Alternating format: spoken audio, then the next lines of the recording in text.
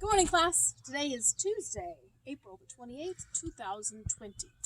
Today we're going to be talking about all sorts of things in science that has to do with outside, mainly what we're standing on and the earth that God has made. Week 30, day 2. Can you name any objects that are made of glass? This is from Daily Language Review. Any is spelled wrong. How do we spell any? We spell it A-N-Y. Objects. That one probably looked really strange to you. Objects is O-B-J-E-C-T-S.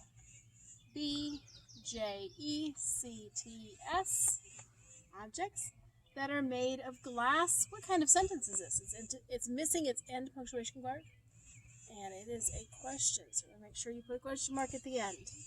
Bottles, baking dishes, and windows are all made of glass. Whoops, I smeared my of. Bottles is not spelled correctly. It's B-O-T-T-L-E-S.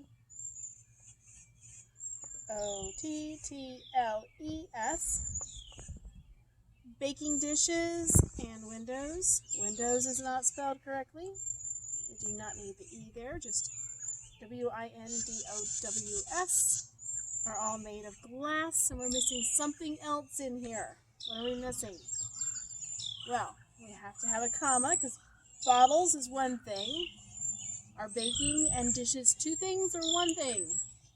It's one thing. Baking tells what kind of dishes. It's an adjective describing the dishes. And windows are all made of glass.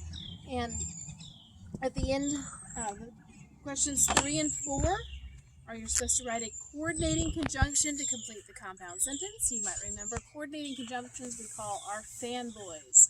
For and nor, but, or, yet. So, figure out which fanboys fits in that sentence.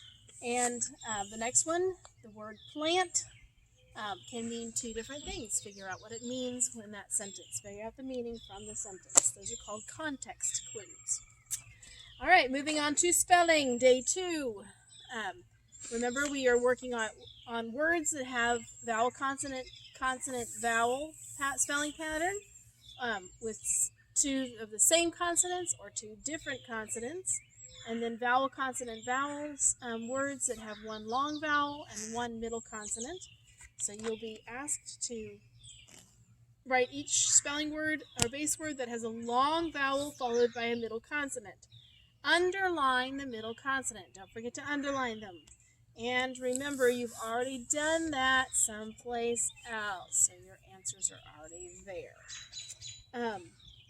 And then write 2 spelling words for each heading, 2 words that mean numbers, 2 words that mean instruments, 2 words that mean foods, that are foods, and 2 words that are a kind of people. And so those should be, I think everything was in there, and I don't think there's anything strange in those. Nope, there we go. All right, so that's your spelling page. Moving right along, we have English. 2, 2, 2, 2, 2, 2, and 2. The word to, T-O, tells where, and it means until. Mrs. Lawer's class took a trip to the forest preserve. To tells it tells where or until. T-O-O means also. You can replace the word also right there, then that means that T-O-O means also. Many parents went on the trip too, also. T-W-O means 2. The class was at the forest preserve for 2 hours. T-W-O. So you're going to be working on this one. I want you to circle the words in 1 through 10, circle the correct 2, and then complete each sentence with the word to, or to. That should not take you very long. No sentences to write. You guys are working on easy street. We finished yesterday earlier than we have ever finished any Monday in our schooling so far.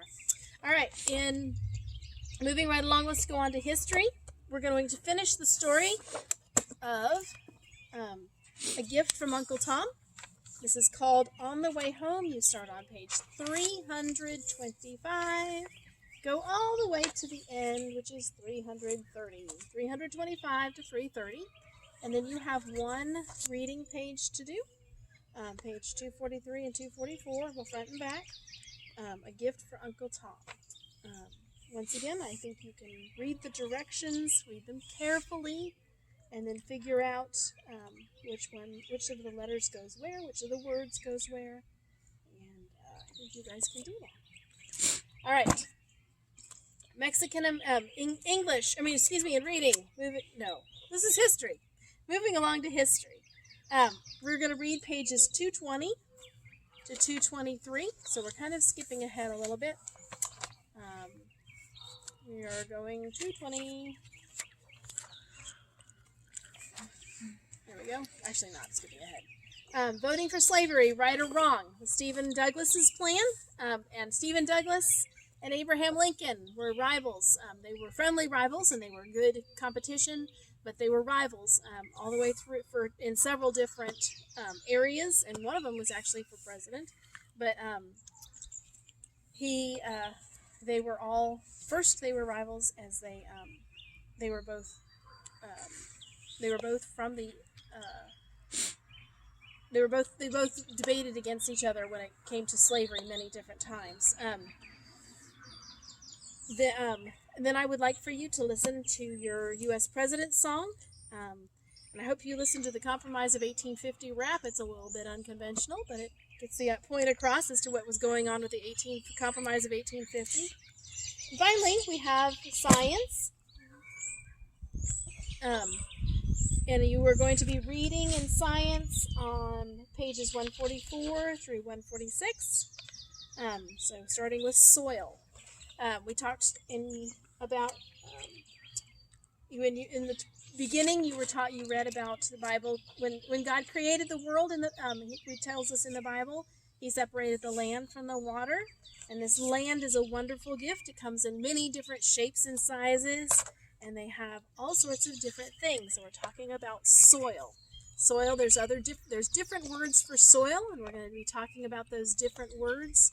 A lot of you are planting gardens, planting seeds, growing flowers, all those different things, and that's very different. There are lots of different types of soil.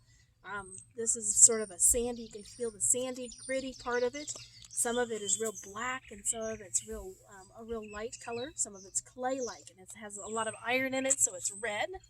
And then we'll talk about later on in the chapter. We're going to talk about the parts of the soil, because it tends to go in layers. And when we talk about what soil is made out of, part of it is made out of humus. Now, some of you may have had hummus, and that's very different. Hummus is good to eat. Humus is not good to eat. Humus is the part of the soil. Humus is the remains of living things. You see the roots in the soil right in here? That's the remains of living things as they decay. It could be plant matter. It could be animals that have died and slowly decayed into the ground. So we would not want to eat humus. We eat hummus, but not humus. Humus is the remains of living things that have died and decayed. It makes the soil very rich. When plants and animals decay, they break apart or rot. And you've seen that. You can sometimes smell it in the soil. Plants and animals decay after they die, and after a while they become part of the soil. And water is stored in the soil, and it's very important. Depending on how much soil stores water, depends on what tells you what kind of plants can grow and cannot grow in a certain area. All plants need humus of some sort. Well, almost all plants need some humus of some sort to grow. But then there's different variety. There's different soil depths and levels that are in an area. When the settlers first settled in the Carolinas, they say that the topsoil layer was feet deep. I mean, it was very, very thick because it had been under. It had not been plowed or had a chance to really the water hadn't eroded it away, and it had eroded it off the coastal plain, but it had eroded off the mountains, and so the soil, the topsoil, was real thick, and lots of things would grow. And in North Carolina still today, there's a lot of things that grow there that don't grow anyplace else in the world. So we're going to be talking about soil, what it's made out of, what is soil, and sometimes soil can be made from broken down rock, because you can see rock comes in different sizes. It can be really thick and big and heavy, and it can be really tiny, just little pieces, and even down to grains of sand, which are just tiny pieces of rock. Well, I hope you enjoy your science and do the workbook page there.